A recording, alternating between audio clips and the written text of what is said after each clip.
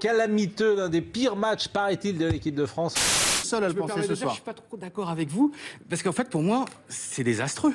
Non mais là ça me rappelle les sombres heures, tu sais, quand on fait 1-1 contre Chypre en 1988 comme la attendez, vous allez loin, on est à ce point-là, Johan. Le sélectionneur avait sauté. Le sélectionneur avait sauté. Non mais ça c'est le Luxembourg en face. Tu vois, c'est pas la Slovaquie, c'est pas éventuellement la Slovénie. Là c'est le Luxembourg qui fait, d'ailleurs il faut rendre hommage.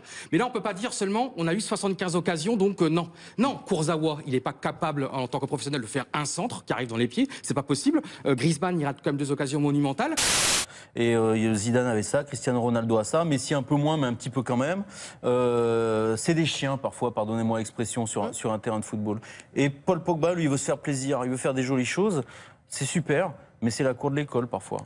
3 donc quand même pour vous. Dave, 3, oui ou non? J'aurais peut-être été même plus sévère parce que... Ah oui. Non mais...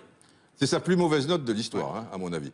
Peut-être. C'est la révolution. Parce que là, si c'est Bielsa ou Emery, il a un. Hein. C'est ça. Mais c'est vrai que... Au Paris Saint-Germain, paradoxalement, il n'y a pas un système de jeu qui puisse subsister. Eh oui, mais ils sont tous fous d'Unai Emery. Qu'est-ce que vous voulez que je vous dise? C'est leur dieu, Unai Emery. Ils ont 2 dieux, Unai Emery et Marcelo Bielsa. Antoine Griezmann, Hugo Lloris, voilà, on leur a posé la question de savoir s'ils avaient un sentiment de honte. Antoine Griezmann était un petit peu choqué que l'on puisse parler de honte ce soir. Ils étaient plutôt rassurés à la lecture des statistiques. Non, c'est pas un hasard. Je pense que j'aime bien les équipes, vous savez, testiculaires, qui ressort quelque chose. Malheureusement, cette équipe de France... Testiculaire? Oui, testiculaire, c'est pour dire... Voilà. Vous allez repartir dans la maison d'en face, hein, parce qu'ici, on parle pas comme ça. Hein. Moi, je vais vous dire... Je trouve que cette équipe en manque terriblement aujourd'hui. Mais tel qu'il est aujourd'hui, ce n'est pas le problème principal de l'équipe de France, à mon sens. Non. Sinon, même Matuidi à sa place, je ne suis pas certain qu'on y gagne. Le problème, c'est que... Ce que vous disiez, il n'y a personne sur le terrain. C'était quoi ce geste? C'était la grinta. La grinta, c'est... Attention, parce que là, vous êtes Et pour la petite anecdote, il manquait 9 titulaires à cette équipe luxembourgeoise. Mais ils ont un bon réservoir. C'était l'équipe B.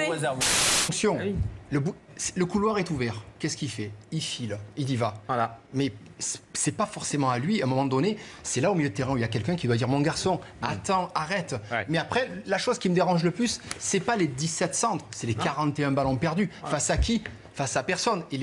Oui, mais Grégory, là, vous êtes maître de votre destin. N'empêche qu'avant les 2 matchs. Heureusement quand même. Non, mais attendez, avant les 2 matchs, on était 2e. Vous êtes d'accord? Donc on n'était pas maître de notre destin. Aujourd'hui, on est maître de notre destin. Vous allez défendre les sélectionneurs jusqu'à la fin de votre vie. Donc de toute façon, je ne vais pas débattre avec vous là-dessus.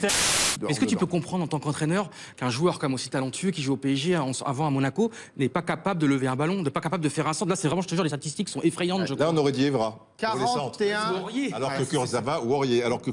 En plus, il a fait ça à un moment où sportivement, c'était grave. Ouais. Mais je dis juste que moi, la trace que j'en garde, c'est celui d'un joueur qui, à Paris, était peut-être le meilleur arrière-droit du monde. Voilà, c'est tout. Bon, sans déconner, t'as pris à ma vie. T'as trouvé une solution pour te débarrasser d'Evra. Je fais pas une fixation sur Evra. Je pense que Un peu quand même, mais bon. Non, mais tout le monde, il a vu le match ce soir. Tout le monde a vu que c'est lui qui a mis son équipe en priorité dans le tombeau.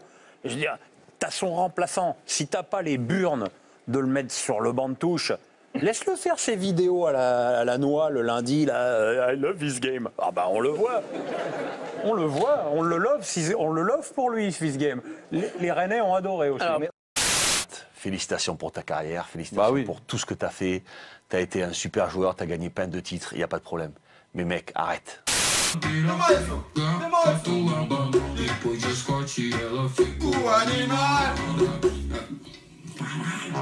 Une équipe B qui vaut largement des équipes fainéantes dans les autres clubs. Des équipes. Attendez. Vous avez dit des équipes comment? Fainéants. Ah, ça c'est extraordinaire. Ah oui, je pense que vous êtes le dernier en France à dire l'équipe fainéant. C'est le dernier à parler français. C'est aussi la modeste. Le couloir, on a tendance à dire aussi. Et moi, je trouve que c'est mieux qu'il soit protégé.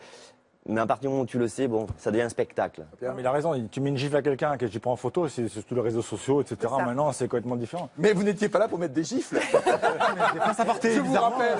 C'est un exemple. Vous parliez d'éducation au début d'émission, vous n'étiez pas là pour mettre des gifles, Jean-Pierre. Ça s'appelle l'intox. Écoutons le sergent Garcia. Lorsqu'on défend en avançant, donc l'objectif pour nous, c'est de contrarier les Bordelais. On a bien analysé leur jeu, on sait qu'ils sont très très brillants devant. À mon avis, si on coupe les alimentations, c'est-à-dire si on intervient plus tôt, si on fait en sorte que les attaquants bordelais ont moins de ballons, ils seront moins dangereux. Ça paraît la palissade, non? Mais il y a quand même, on va pas tout Donc pour remettre vous, en c'est question. conjoncturel. Oui, mais comme vous appelez ça comme vous voulez. Moi, je pense que c'est passager. Voilà, passager. Ah, dites Conjoncturel. conjoncturel. Donc conjoncturel. Salut Thomas, ce soir je suis dans le 15e. Alors je suis chez Romuald, Thibaut, Olivier et Jules. Ils sont tous supporters du PSG. Ça tombe bien, moi j'ai envie de supporter Lyon ce soir. Carlos Moretz, il y a 25 ans. Non, c'est vieux, 25 ans. Dans le football, c'est une éternité. C'est vrai que c'est là. C'est beau ce que je viens de dire, je trouve. Mémoire de poisson rouge du football, la fameuse mémoire. C'est à moi que vous parlez. Bras droit, un bras d'honneur, bras gauche, il va leur dire je regrette de n'avoir que 2 bras, et maintenant je fais mes valises et je m'en vais demain. Voilà, parce que vous m'avez fatigué de toujours attendre Bielsa, Bielsa, Bielsa. C'est comme poser la question sur Benzema à Deschamps, c'est pareil. Pourquoi poser des questions à Unai Emery sur Ben Arfa? C'est acté, c'est condamné. Ça sert plus à rien, on connaît la réponse. C'est comme quand on dit à Deschamps, est-ce que vous allez appeler Benzema? C'est pareil. Allez, on perd pas de temps, on passe à une autre question. Eh ben on va passer à autre chose. Ouais.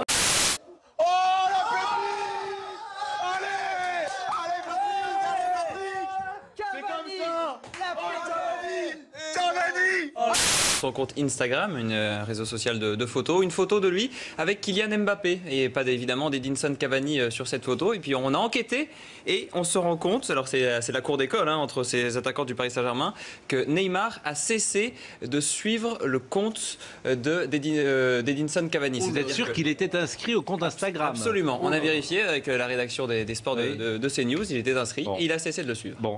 Donc il s'était fait faire un tatouage tout le long là. Une espèce d'aigle. Et donc ça prend 2 jours bien évidemment, je sais pas combien, donc bim bam boum, il boit un peu d'alcool pour passer la douleur tellement c'est horrible, et il a pas joué le match 3 jours après, je crois qu'il y avait le match. Et il a pas joué parce que forcément il avait 40 de fièvre, la douleur, le machin, le ci là, donc c'était un match de championnat, donc il a pas joué. C'était Vincent Candela pour Mais tous les Vous footballeurs. croyez pas que le Barça c'était compliqué? Quand aujourd'hui on me dit Neymar est parti de Barça, vous comprenez, parce qu'il y avait l'ombre de Messi.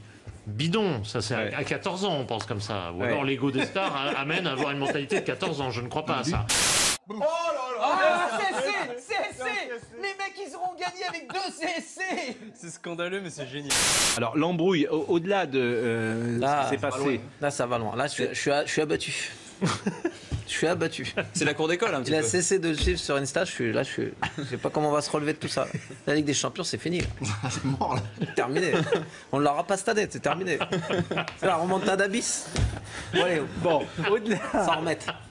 Bon, voilà Thomas. Bon, bah, le sport, c'est pas mal d'émotions, mais enfin, c'est un maximum de mauvaise foi aussi. I am Jean-Michel Aulas and I do not approve this message.